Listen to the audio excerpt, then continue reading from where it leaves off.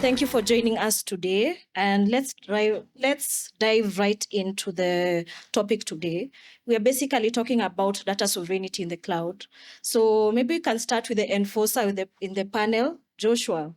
From an enforcer's perspective, how do you define data sovereignty, and what are the aspects around data sovereignty in Africa from an enforcer's perspective? From an enforcer's perspective, I'll define data sovereignty as how Kenyans' data is processed, collected, stored, and processed according to the laws of the land, the local laws, the Kenya Data Protection Act. From that, Tahir, just to pick up from that, what will be the difference between the data sovereignty practices in other African countries and what we have and what is supposed to be implemented just to get compliance? I'm going to go slightly wider than just Africa. We see a split now almost globally in terms of certain geographies and geos and locations where data can flow freely. And the free flow of data has tremendous benefits. But of course, in terms of the sovereignty of data, certain data needs to be kept sovereign in line with confidentiality, trade secrets, and of course, national security. So my perspective will be to somehow challenge the narratives of today. Following on from what the Honourable Minister said, there's doing the right thing and doing things right. Doing things right is keeping data sovereign. But doing the right things is enabling the right kinds of data, right? Compliantly, safely, and responsibly to flow internationally so you can get the benefit and the insights and are able to benefit from data as an asset. Okay. From that, we get that we need to have a balancing act between innovation and control. And from this, Mercy, maybe you can tell us from the regulations in Africa, noting the disharmony between the different data protection laws, how would businesses handle cloud technology in this space right now? I like the conversations around data sovereignty as segue into conversations on what businesses are facing and the kind of challenges that businesses are facing. And right now, if you think about it from the perspective of AI, think about the solutions that are out there in the market, you have two options as a company really, is onboard into already existing products or for super specialized, engage people to develop your own products. And what everybody's complaining about right now is the cost of optimization. And that just comes down to the issue of data. So when you think about approaches, for example, South Africa has a very different approach.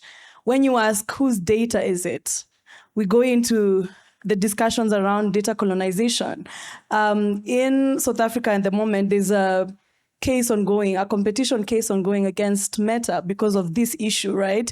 So everybody on the continent uses WhatsApp, and the government just wanted an API that could be tapped onto WhatsApp to be able to communicate with all its citizens during COVID. And because of intellectual property, that was stopped. So the question becomes, but whose data is it?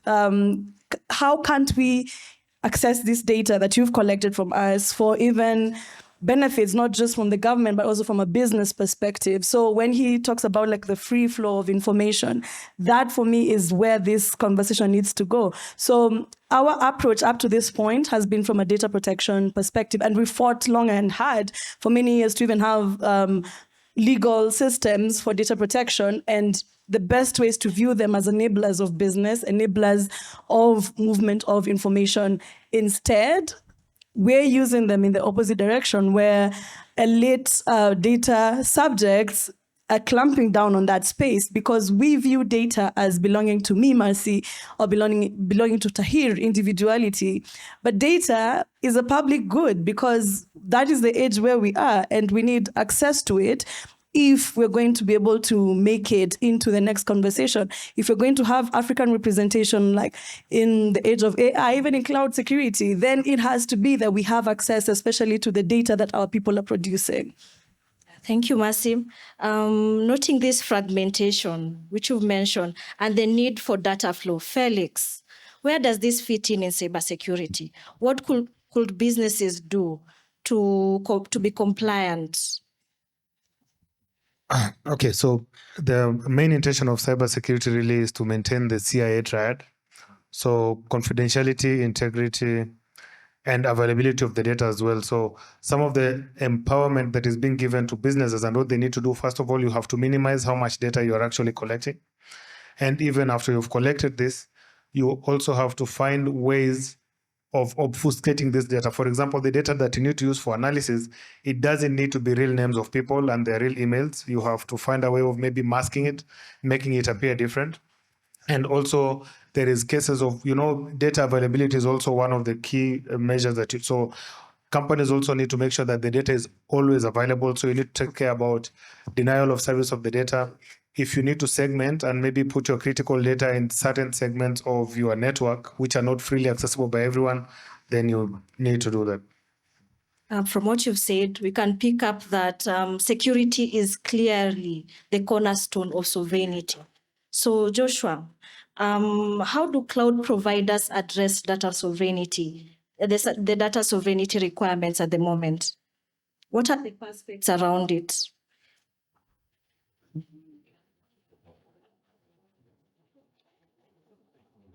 For cloud providers, the Act has introduced obligations whereby even cloud providers can be able to once you transfer data outside when you have to have a backup of storage of data within Kenya, now within the local area. And if there is transfers of data outside, you have to ensure that there are adequacy measures are put in place for the transfer of data outside Kenya. Pose this question to you from the perspective of a cloud adoption expert. How would you answer this question?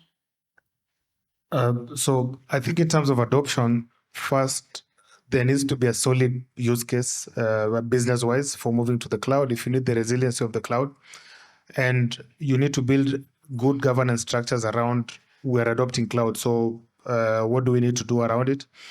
And it needs to be, I think, from the story that we heard from the guy from Goldman Sachs, how a gun was pointed at him and because he didn't know the law. So I think this happened a lot when we were adopting cloud. I think most people came out to find these issues after they were already on the cloud. So people needed to track back and start having a look at. An example is some people could just go deploy AWS S3 buckets, for those that know them, and all of them were publicly exposed without keys.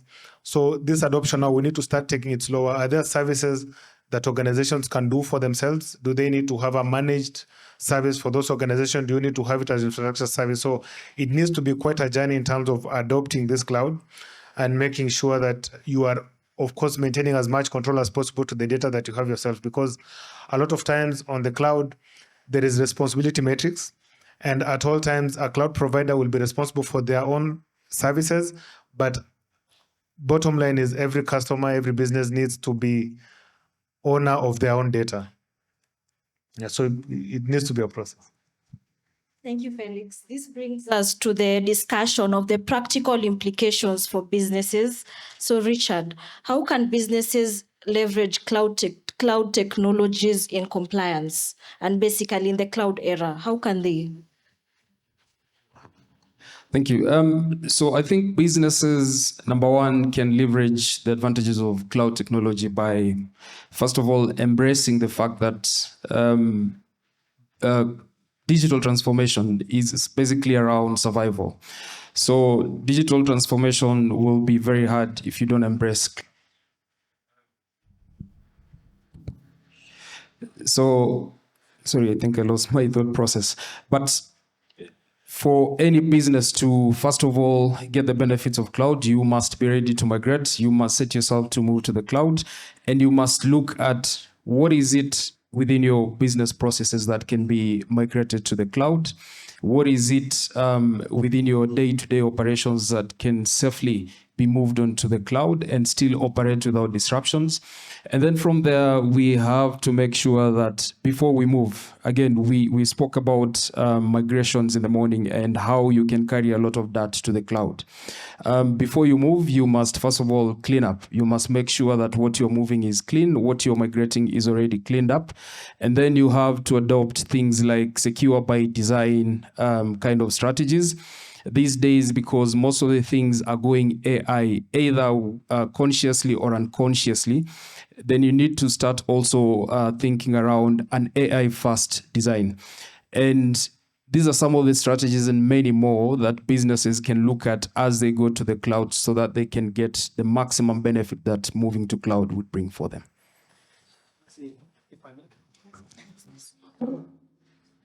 If I may there, just step in. Any migration to the cloud is a huge digital transformation project, and it's not to be taken lightly. Of course, you mentioned a couple of strategies there, but from a data privacy perspective, we have a whole gamut of challenges there. So we also have to introduce privacy by design.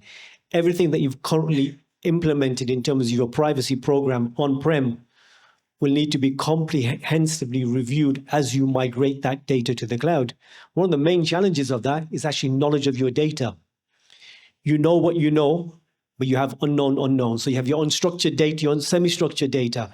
And this is very difficult in terms of cleansing and migrating. So not only do you have to understand your data, but you have to have full knowledge of that. And for that, you need data intelligence.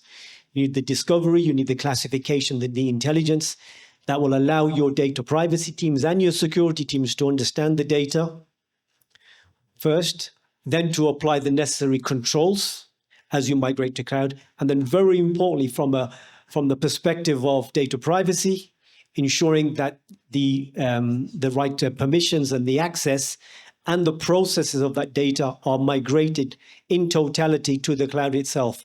Otherwise, you're going to have a two-tier system whereby on-prem, you're going to be compliant to the data privacy laws, and on cloud, it's going to be effectively an unsanctioned data warehouse or data lake where data can be used freely.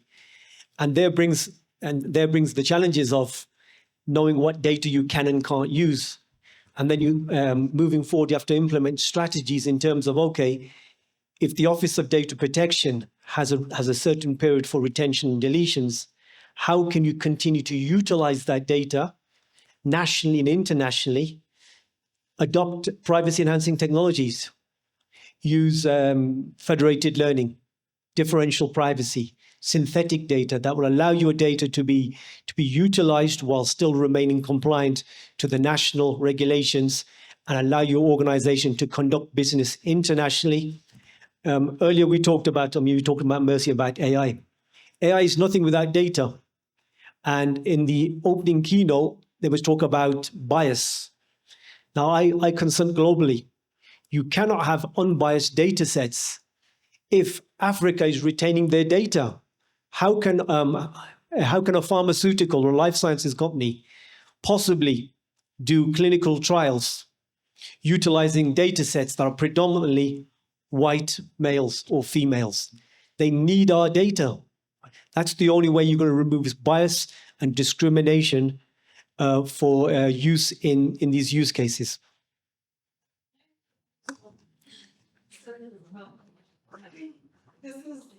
This is the beautiful sort of marriage between cloud computing and AI as well. The truth of the matter is dormant data doesn't help anybody.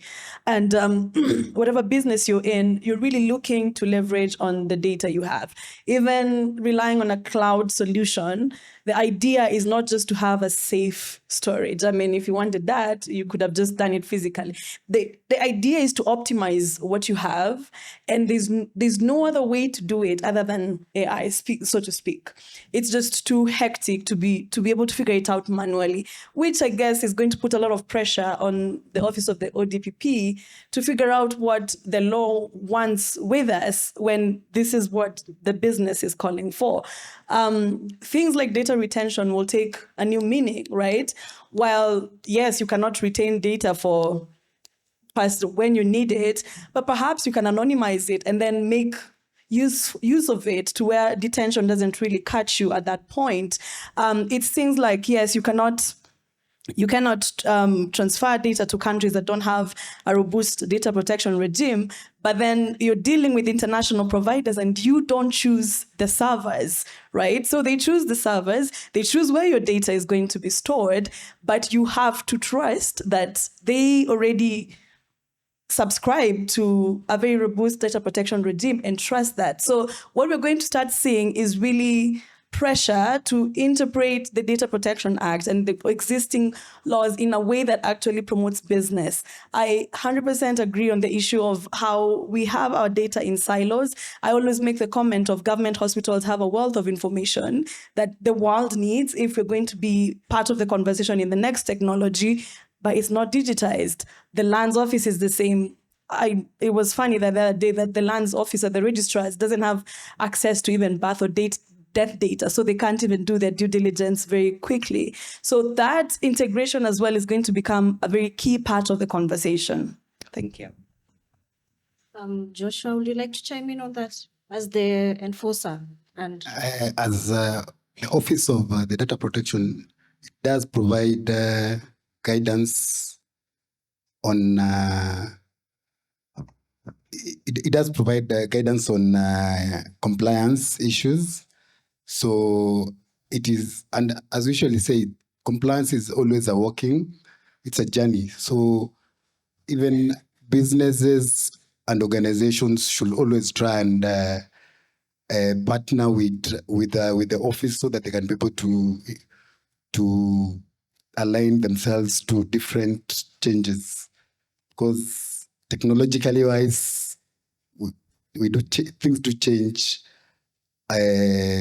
very fast. So once a business has, if there is something that has evolved within your business or your sector, you can be able to seek for guidance from the office so that you can be able to comply with the act. okay, thank you, Joshua. From that, the key takeaway is basically collaborating with the regulatory offices like the ODPC. From what Marcia said, we have to implement AI, and also what Tahir says, in the implementation of AI, we have to take into consideration data intelligence and the transfers also, especially cross-border transfers, because that's what we are dealing with when we are dealing with data, when we are dealing with cloud adoption. So maybe who can I pick Felix? Yeah. Are you ready? Yeah, I think I just want to differ a bit with one of the panelists in terms of trust. I think one of the things, maybe even personally in my period of being in cyber, usually we don't rush to trust first. You verify. So I think the analogy should be verify, then trust. Because, for example, if a cloud provider is telling you that they'll keep your data in Kenya, for example, you can't just take their word for it. Like, you have to go to the point of verifying it. I think that due diligence is really important, especially if, for example, someone says, I do not hold the keys for you. Like, I can't even be able to see your data because I never see your keys. You have to find a process of verifying this before you actually trust. And this has to be continuous verification. You can't get to the point of, now I fully trust this provider and I'm moving. So in terms of cross-border transfer, make your data as hard as possible for anyone who's not available to see it. So you have to do proper access control. And there's a bit of zero trust in there as well. And also make sure it is being done to how you want it. If you want to store your keys on the cloud, you can do it. of course, do two keys, one to also encrypt the key. You can also have the option of keeping the keys yourself. You can choose to do encryption yourself and send everything already encrypted to the cloud, and you're the one controlling that encryption standard. So if you're moving cross borders, of course, it's better to keep everything within your borders, but make sure that the borders you're moving towards are also having standards that are data compliant. There are some countries that give the right for government to do surveillance on their customers. So you need to do due diligence and know which of these countries they are, and do you really want your data staying there? I'm going to take a slightly different approach there in saying that it's not always the best approach to keep your data within your borders. Right? Data needs to flow. It's identifying which data needs to stay within your borders. Right. Again, taking a different approach to the earlier conversations, talking about national security and keeping everything local, that will be a very siloed approach for Africa. You need to be able to share your data, understanding what the data is, what's confidential to your nation, what's in the interests of your public policy and of course, your national security. This is the kind of data that needs to be retained. And I say, I consult globally. Many governments and regulators took this approach first, and then are now, working with the regulators and taking consultation and taking a more user-centric approach now, understanding that perhaps the guidelines and the regulations were too strict, especially with the need of AI for data to flow internationally. So keep local what needs to stay local. All of us are using social media. Our data is already flowing internationally without these checks and balances that we keep on talking about. As Mercy said, our data is already a public good.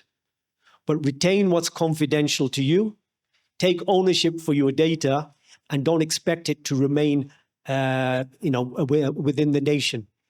Irrespective of what the laws and regulations are, there's many different ways that the big tech companies allow for data to transfer internationally. And big businesses, big organizations, despite the regulations, the very strict regulations in Europe that do not allow the free flow of data, for example, to go to America.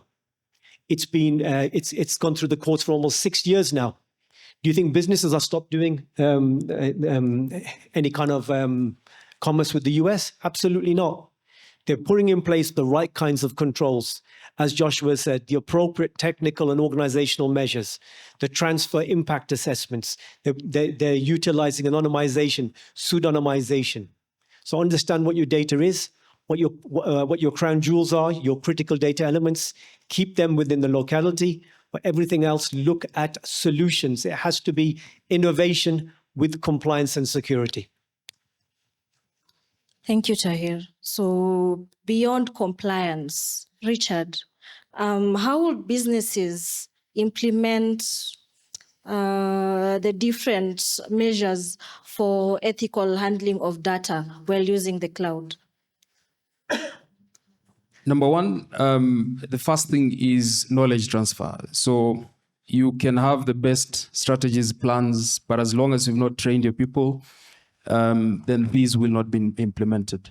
So the second one is basically making sure that all data is properly identified. So what is private, what is personal, what is accessible by third parties, what needs to be published, then that is the second one. So you cannot avoid or you cannot walk away from the subject of collaboration also. So for you to also have a business that is compliant, both internally, basically things to do with standards that the business is running on, and also public sector, then there has to be collaboration. So in that knowledge transfer, in that engagement with third parties, in that engagement with regulators, then that collaboration is what will bring you closer to compliance and make sure that you're running a business that is compliant. Thank you. Mercy, would you like to chime in on that? I like the idea of privacy by design, but frankly, it needs to be everything by design. There's a lot of intentionality that needs to go into planning, and I 100% agree on upskilling, first of all, as a strategy. But beyond that, I think there's a reality setting here that we have to be very aware of, that whether we like it or not, for the foreseeable future, a lot of the products that a lot of the solutions we're going to onboard to are not homegrown solutions. So on top of just being conscious about like the privacy concerns and the data protection concerns, I think the bias thing is a really big thing as well to be very conscious about, that whatever solution I'm adapting in my company, this being a solution that is trained on data that is not localized, not contextualized, has inbuilt bias that I need now to design a counter approach to, whether I like it or not. Because again, the legal consequences is on the user, on your end. It's not on the person who produced the product, because they'll use it elsewhere and with no consequence. So because we're businesses that are very intent on providing solutions to our people, to understanding our markets, because that's the other thing that we're trying to do with this data, is to understand our markets. It cannot be a plug and play solution. Like, there's some level of optimization that needs to happen in our businesses. And at the strategic level, yes, plan around that yes, we're going to adapt these locally available solutions. I think to tell people that you must only onboard local solutions right now is a little bit of a tough ask. They're expensive because they also need to train data, and it's very expensive to access data sets. So yes, we're going to adapt a solution, but then another step after that is how are we going to make sure that we have Kenyanized this solution to make sure that we are getting value and also not producing biased results in the process. Thank you, Mercy. I think I can pass it on to Felix, just to give the cybersecurity point of view. So I think I just want to stick this to the point of awareness, really, for us to be aware. I think just when you mentioned that now we have Instagram, that's when I noticed that I actually do have some of my public information in the cloud. So there needs to be awareness even to the level of even any person who's interacting anything on the cloud. I think at the point when a lot of this cloud adoption was happening, Africa was kind of dark on this. I think among the first products that came to us that really went to the cloud is like Microsoft 365, which forced everybody to be on the cloud. And if you do a Word document, Excel document, it now becomes in the cloud. So I feel that awareness is really critical, even for individuals and organizations as well, because you are only as strong as your weakest link, right? And a lot of times it is the human link that becomes a problem. So I think for this, it will be awareness for me. I think you can pass it over to Richard.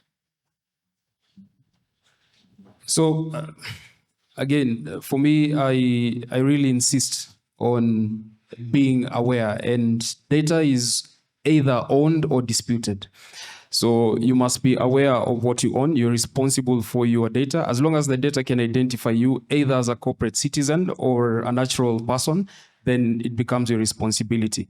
As long as you process the data, it could be someone else's data and you're processing it, it becomes your responsibility because you own it, you process it. So awareness, and always know what you're publishing, always know what needs to be accessed from outside and what does not need to. Thank you. You can pass it on to Joshua as we move towards the conclusion of this discussion. Not final remarks. On that, I'll say, I think even Kenya is in, we've reached a point whereby regulator, we will be able to, maybe Kenya will introduce some sector-specific regulations on cloud compliance. So more especially dealing with health and health data and financial data, because that's more sensitive data. So we should embrace ourselves and wait for it. Mercy, just following on from what you said, large language models predominantly being designed, developed, deployed in the global north. Now, of course, we have the advent of small language models, much more affordable, huge uptake now and possibilities for Africa. The main challenges there still remain with the data itself, right? So we have to go beyond this siloed approach if we're going to have fair, bias, representative data sets. So we need to work with the actual regulators to find out what data needs to be shared. Of course, it needs to be shared securely, compliantly, and it's the right types of data as well, in order for actually every nation now is trying to uplift itself utilizing AI. How will we catch up? The global south is already at, we're already years behind in terms of our capabilities, in terms of the data centers, the compute, the actual access to chips, the intelligence we have, but we're lacking the data and the infrastructure. Okay, I'm looking at the time. We're a bit. Lots of time. We have 5 minutes. Lots of time. We can always continue the discussion. I think as we wrap it up, I think can each panelist give one key area regarding data sovereignty or compliance or cloud area or cloud computing, which you would advise businesses to upshot? We can start with Mercy as we move over. Okay. So this is how I see all of this relating to each other. I think it begins with AI. And I think that cloud security is what gets us there. That's the vehicle that makes sure we get there.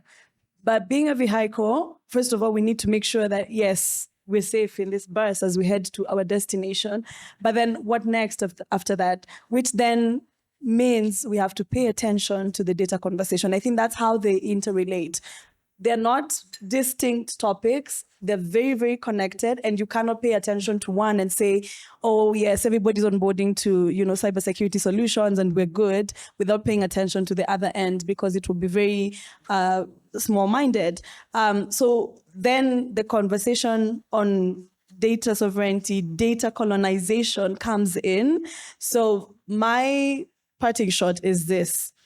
Data isn't yours, it isn't mine, it is in the companies, no matter how much money they've invested in making it appear in a certain way, it's a public good. The sooner we begin to acknowledge it as that, the sooner regulations shift in how we acknowledge data and how we democratize these spaces. Yeah, I think for me, I'll just look at this from an attacker perspective. I don't know how many have watched the movie Spider-Man, but his uncle tells him that with a lot of power comes a lot of responsibility. So cloud gave us a lot of power, a lot of innovations around that space. Just the other day, I was seeing an attacker use a specifically built large language model for attackers. It's called Wolf GPT. And I'm looking at this thing and saying, how do you beat this? Because more often than not, we are living in a state where maybe the defenders are usually catching up with whatever attackers are there. So however much power and how ubiquitous the cloud has made data, we also need to be intelligent enough to keep up with whatever innovations are happening.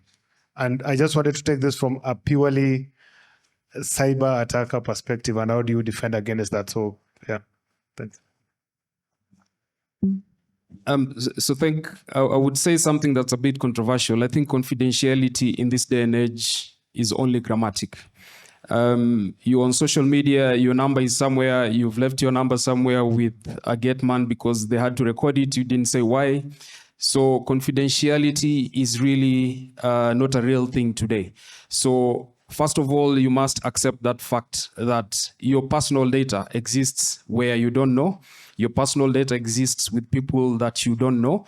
So the moment you accept that, then you start looking for ways of how do you now try to mitigate or reduce the impact of the risk, because the risk is already there. Your data is all over. So we need to start looking at ways to reduce the impact of your data being shared or your data being misused, And some of the ways to do that, again, I'll go back to awareness. People need to be aware of what's happening around. People need to be aware of what is possible, what is not possible, and then focus your energies and capitalize on securing and reducing the impact of these threats that can happen based on your data. Again, the silo mentality in terms of data management in organizations needs to be dropped. Data will be available. So that removes the idea of when data is being moved, then it has to be kind of secured. It has to be moved in a certain way. Because of the fact that data is available everywhere, then we need to appreciate that fact and start looking for measures and ways to just reduce the impact of the risk of this data being breached. Thank you. From the regulator perspective, I'll wish to ask the organizations to develop data governance and accountability frameworks so that you may be able to understand where your data is and how it's being processed. And collaborations are key. Be careful what you wish for. As my colleague has said, the genie is already out of the bottle. Your data is already international. Trying to now bring it back and silo it is going to be impossible. So have knowledge of your data, secure the right kinds of data, and by all means keep that within your national borders.